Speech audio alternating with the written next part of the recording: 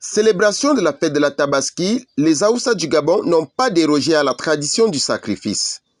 La fête du mouton, c'est un acte de piété, hein, c'est-à-dire on manifeste notre engagement vis-à-vis d'Allah en égorgeant un mouton.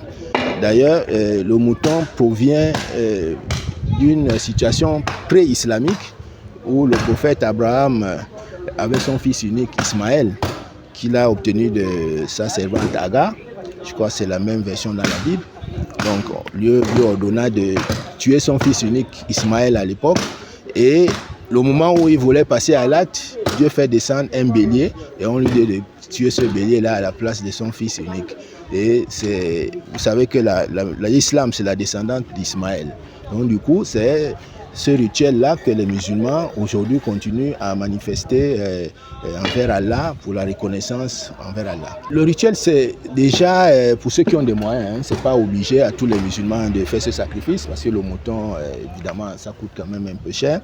Et c'est d'abord d'assister à la grande prière du matin et au sortir de la grande prière, on attend que le grand imam immole d'abord son mouton et à partir de ce moment, tout le monde peut à ce moment arriver à la maison et immoler son mouton et puis procéder au partage.